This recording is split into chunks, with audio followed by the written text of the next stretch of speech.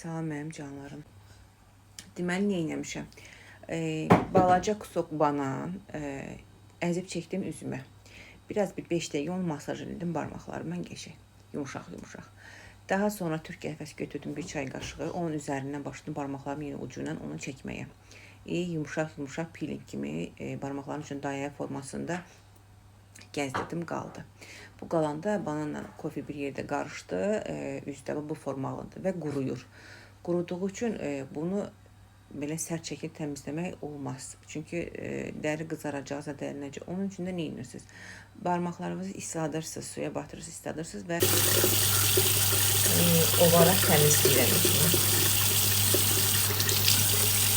Isladıb təmizləyirəm.